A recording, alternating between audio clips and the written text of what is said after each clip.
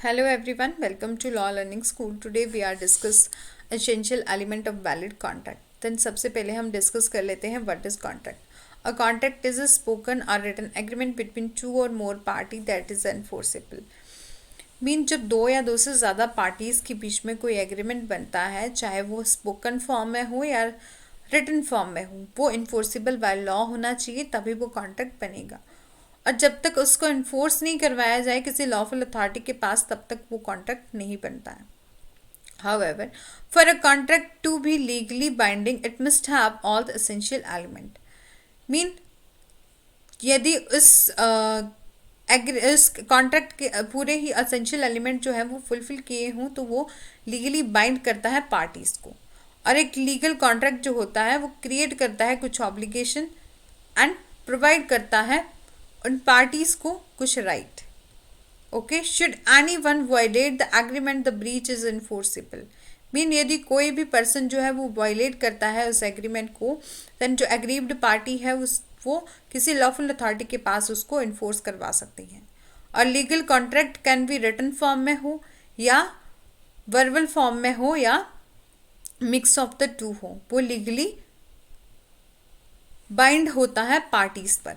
But जो ऑरल agreement जो होते हैं वो थोड़े टफ होते हैं इन्फोर्स करवाने के लिए, यदि कल को कोई डिस्प्यूट हो जाए उन पार्टीज के बीच में, तो it may not be possible to determine the right and obligation of each of the parties. Okay, तो नेक्स्ट हम डिस्कस कर लेते हैं definition of contract. At according to section 2H of Indian contract act define करता है contract. A contract is an agreement enforceable by law. Mean एक agreement जो है वो इन्फोर्सिबल बाय लॉ होगा तभी वो कॉन्ट्रैक्ट बनेगा, अदरवाइज वो कॉन्ट्रैक्ट नहीं बनेगा जब तक उसको इन्फोर्स नहीं करवाया जाए किसी लॉफुल अथॉरिटी के पास। ओके, देन एग्रीमेंट जो है वो दोनों पार्टीज के बीच में ऑफर हो गया, एक्सेप्टेंस हो गया, तब वो बन जाता है एग्रीमेंट। और जब वही एग्रीमेंट जो है वो इन्फोर्सिबल करवाया जाए किसी लॉफुल अथॉरिटी के पास, तब वो बनता है contract. Okay, all the agreement which are enforceable by law are contract. Only वही एग्रीमेंट जो होंगे वो इन्फोर्स करवाए जाएं किसी लॉफुल अथॉरिटी के पास, वही कॉन्ट्रैक्ट बनते हैं। All contract are agreement but all agreement are not contract. Mean सारे ही कॉन्ट्रैक्ट जो हैं वो एग्रीमेंट हो सकते हैं, होते हैं, और बट सारे ही एग्रीमेंट जो हैं वो कॉन्ट्रैक्ट नहीं होते, क्योंकि सारे ही कॉन्ट्रैक्ट जो हैं वो कॉन्ट्रैक्ट बनने से पहले एग्रीमेंट ही होते हैं। जब उसको इन्फोर्स करवाया जाए किसी लॉफुल अथॉरिटी के पास, तब वो बनता है कॉन्ट्रैक्ट। बट जो एग्रीमेंट होते हैं वो कॉन्ट्रैक्ट नहीं होते सारे, क्योंकि कुछ एग्रीमेंट को इन्फोर्स करवाया भी जाता है और कुछ को नहीं भी करवाया जाता है। लाइक कुछ एग्रीमेंट जो होंगे वो सोशल या डोमेस्टिक इन नेचर के होंगे, तब उसको इन्फोर्स करवा भी सकते हैं, नहीं भी करवा सकते हैं। वैसे सोशल और डोमेस्टिक जो भी एग्रीमेंट होते हैं उनको इन्फोर्स नहीं करवाया जाता, then that agreement are not contract. Okay, तभी बोला गया है कि all contract are agreement but all agreement are not contract. Next हम बात कर लेते हैं essential of valid contract. A contract that is not a valid contract will have many problem for the parties involve. For this reason, we must be fully aware of the various element of valid contract. Then next हम one by one discuss करेंगे essential of valid contract. Then first essential is two party. किसी भी contract को करने के लिए दो parties necessary होती हैं। एक पार्टी जो है वो ऑफर करेगी या दूसरी पार्टी उसको एक्सेप्ट करेगी, तभी तो कोई कॉन्ट्रैक्ट बनेगा। A valid contract must involve at least two party identified by the contract, and one of these will make a proposal and other is the party that shall eventually accept it. Both the party must have either what is known as legal existence. बोला है both party जो है वो legal existence में होनी चाहिए। like natural person हो गया, या किसी कंपनी या स्कूल या किसी ऑर्गेनाइजेशन को भी हम एक पार्टी की तरह कंसीडर कर सकते हैं।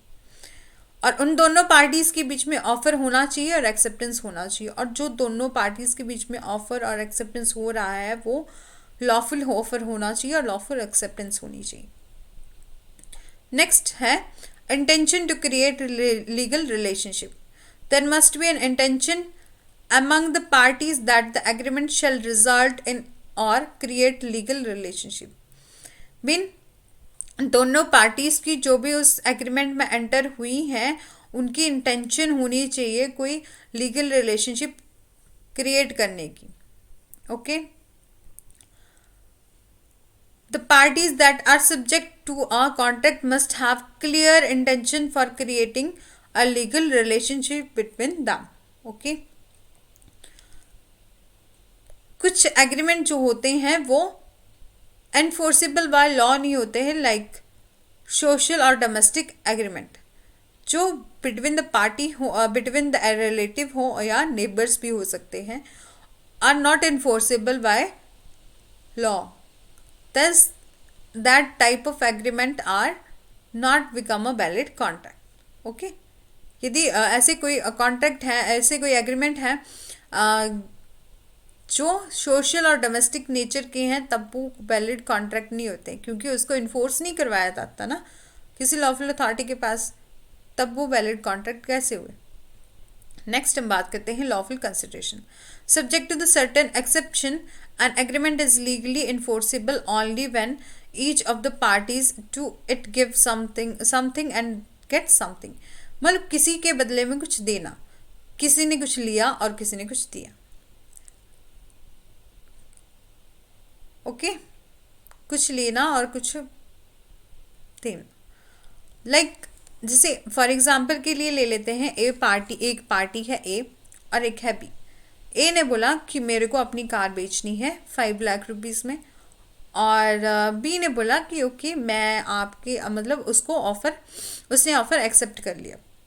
देन तो एक ने जो एक कार ट्रांसफ़र करी, दूसरे ने बोला बी ने जो उसको 5 लाख रुपीस ट्रांसफ़र करे उसको बोलेंगे लॉफुल कंसिडरेशन. और वहीं दूसरी तरफ हम एग्जांपल ले लेते हैं कि यदि ए पार्टी ने बी पार्टी को बोला कि मेरे को अपनी कार बेचनी है और उसके बदले में आप मेरे को पैसे नहीं देना, बट आप जितने पैसे देंगे उतने की मेरे को ड्रग सप्लाई कर देना. देन दैट कंसिडरेशन, एक तरफ ड्रग सप्लाई हो रही है, दूसरी तरफ कार ट्रांसफ़र हो रही है, देन दैट जो कंसिडरेशन हो रही है वो अनलॉफुल है, वो लॉफुल कंसिडरेशन नहीं है. सेक्शन 23 में बताया गया है कि कौन कौन सी कंसिडरेशन है वो लॉफुल नहीं है, अनलॉफुल कंसिडरेशन है. बोला ऐसी कोई कंसिडरेशन की जा रही है जो फॉरबिडन बाय लॉ. मीन यहाँ पर जैसे मैंने एग्जांपल में बताया कि यहाँ पर ड्रग की सप्लाई हो रही है, मीन कंसिडरेशन ड्रग्स की हो रही है, then that is also drug supply is also forbidden by law ना. Then that is not lawful consideration. और यदि कोई ऐसी कंसिडरेशन है जो फ्रॉडुलेंट तरीके से की जा रही है और यदि उस ऐसी कंसिडरेशन से किसी पर्सन को या उसकी प्रॉपर्टी को हार्म पहुंच रहा है, then that is also unlawful consideration. और यदि ऐसी कोई कंसिडरेशन की जा रही है जो पब्लिक पॉलिसी के अगेंस्ट हो, then these agreement will render the agreement is illegal. Mean ये जिस एग्रीमेंट में ऐसी ये जो कंडीशन है वो फुलफिल की हो, वो एग्रीमेंट जो होगा वो इलीगल होगा. ओके. देन नेक्स्ट हम बात कर लेते हैं. Next element is capacity of a contract. Mean किसी भी कॉन्ट्रैक्ट को करने के लिए पर्सन जो है वो कैपेबल होना चाहिए उस कॉन्ट्रैक्ट में एंटर होने के लिए. ओके. लाइक माइनॉरिटी होगी या जो पर्सन है वो अनसाउंड माइंड हो गया, या वो मतलब ऐसे नशे की हालत में है जब जिस टाइम जो कॉन्ट्रैक्ट किया जा रहा है, then that person are not capable of to do any contract. okay. then section 11 of Indian Contract Act में बताया गया है कि कौन कौन पर्सन जो है वो कैपेबल है किसी भी कॉन्ट्रैक्ट को करने के लिए. who are competent to a contract. every person is competent, मतलब हर वो पर्सन competent होगा जिसकी age of majority according to the law which is subject to, who is sound mind and not disqualified from contracting by any law to which he is subject. एक तो उसकी as जो है वो 18+ होनी चाहिए, दूसरा जो है दोनों पार्टीज जो है वो साउंड माइंड होनी चाहिए और किसी भी लॉ के द्वारा वो कॉन्ट्रैक्ट को करने के लिए डिस्क्वालीफाई डिक्लेयर नहीं किए किए होनी चाहिए. Okay, let us see these qualification and details. Refer to fact that the person must be at least 18 years old or more. मतलब 18 साल या 18 साल से ज़्यादा होता है तभी वो पर्सन जो है कैपेबल होगा किसी भी कॉन्ट्रैक्ट को करने के लिए. मीन दैट द पार्टी और a person should be able to fully understand the term or a promise of contract at the time of the formation of a contract. Mean जब contract बनाया जा रहा है तब जो है वो पर्सन है वो फुली साउंड माइंड होना चाहिए और उस कंडीशन में होना चाहिए कि वो फुली अंडरस्टैंड कर सके जो भी कंडीशन और टर्म और प्रॉमिस किए गए हों उस कॉन्ट्रैक्ट में बनाए जा रहे हैं. तो लाइक वो कॉन्ट्रैक्ट करते टाइम वो पर्सन जो है वो किसी नशे की हालत में नहीं होना चाहिए और मतलब उसका दिमागी संतुलन भी ठीक होना चाहिए. यदि वो किसी अपनी ड्रंकनेस की सिचुएशन में कोई कॉन्ट्रैक्ट करता है देन वो कॉम्पिटेंट ही नहीं है उस कॉन्ट्रैक्ट को करने के लिए उस time. And state that the party should not be disqualified by any other law. Okay, mean किसी भी लॉ के द्वारा उसको डिस्क्वालीफाइड डिक्लेयर नहीं किया होना चाहिए किसी भी कॉन्ट्रैक्ट को करने के लिए. Okay, if the person is convict or a foreign sovereign or an alien enemy, as these type of person are not legally capable of to doing any contract. Okay, next हम बात करते हैं legality of object. Mean किसी भी contract को करने के लिए उस एग्रीमेंट का उस कॉन्ट्रैक्ट का जो है ऑब्जेक्ट है वो लीगल होना चाहिए, इलीगल नहीं होना चाहिए. The object for which the agreement has been entered into must not be illegal or immoral or opposed to the public policy. फिर उसका ऑब्जेक्ट जो है वो इलीगल नहीं होना चाहिए और इमोरल नहीं होना चाहिए और पब्लिक पॉलिसी के अपोज हो ऐसा कोई और इसका ऑब्जेक्ट नहीं होना चाहिए उस एग्रीमेंट का. ओके, एंड सर्टेनिटी होनी चाहिए.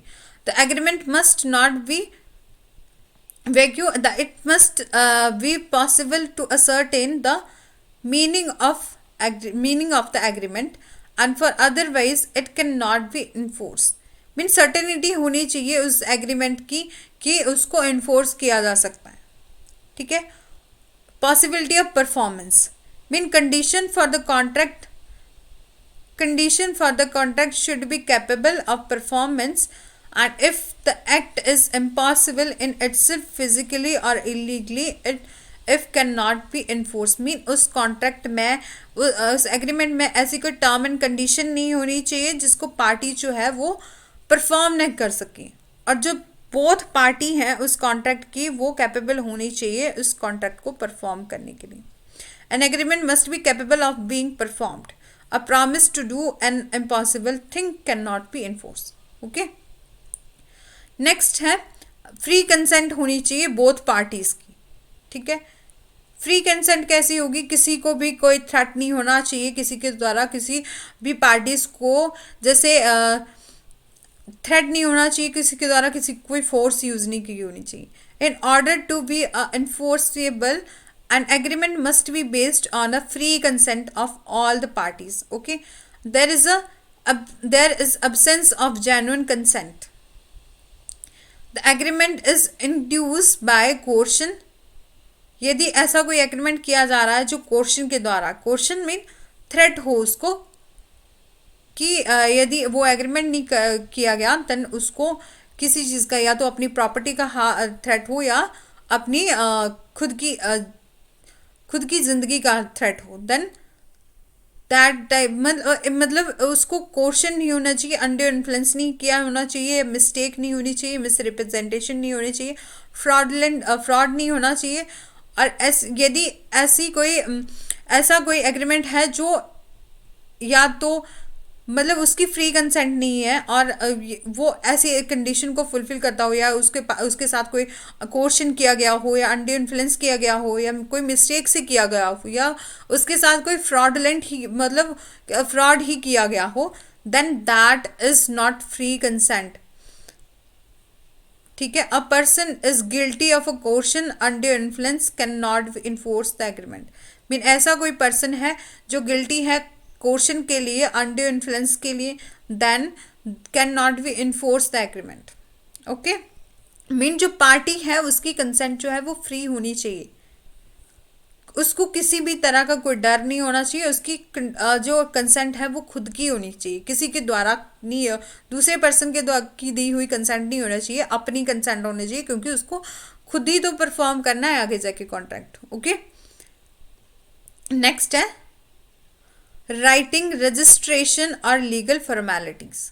मीन एक कॉन्ट्रैक्ट को करने के लिए जैसे पहले तो दो पार्टीज हो गई, लॉफुल कंसिडरेशन होगी, लॉफुल ऑब्जेक्ट हो गया, पॉसिबिलिटी ऑफ परफॉर्मेंस हो गया, अब फ्री कंसेंट हो गई। उसके बाद उस एग्रीमेंट को जो बनाया गया है, जैसे ऑफर, एक्सेप्टेंस वगैरह, कंसिडरेशन सब कुछ हो गया, देन उसको रजिस्ट्रेशन भी करवाना चाहिए, लीगल फॉर्मेलिटी भी फुलफिल होनी चाहिए। An oral contract is perfect good contract except in those case where writing और रजिस्ट्रेशन इज रिक्वायर।